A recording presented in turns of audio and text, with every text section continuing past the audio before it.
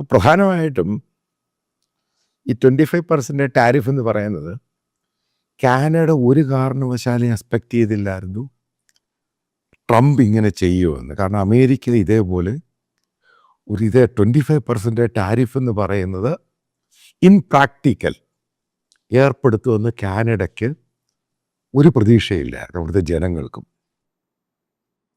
പക്ഷേ ഇപ്പോൾ ഗ്രൗണ്ട് റിയാലിറ്റിയിലാണ്. അതായത് 25% ടാരിഫ് ഓൺഗോയിങ് പ്രോസസ്സിലാണ്.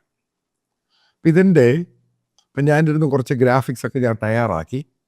ഇത് പറയുന്നതിന് മുമ്പ് ഒരു കാര്യം ഞാൻ പറയാം, ഞാൻ ട്രെയിൻഡ് എക്കണോമിസ്റ്റ് അല്ല, ഞാനൊരു സിമ്പിൾ ഹമ്പിൾ ജേർണലിസ്റ്റാണ്. പക്ഷെ ഇതുമായി ബന്ധപ്പെട്ടിരുന്ന് ഒത്തിരി ഇരുന്ന് വായിക്കുകയും മനസ്സിലാക്കുകയൊക്കെ ചെയ്തു കഴിഞ്ഞപ്പോൾ ഇപ്പോൾ ഡൗൺ ദ ലൈൻ 6 months എടുത്തിരിക്കുന്നത്, 6 മാസം. 6 മാസത്തിന് എങ്ങനെയായിരിക്കും കാനഡയിലുണ്ടാകുന്ന മാറ്റങ്ങൾ, അതിനാണ് ഏറ്റവും കൂടുതൽ പ്രാധാന്യം കൊടുക്കുന്നത്.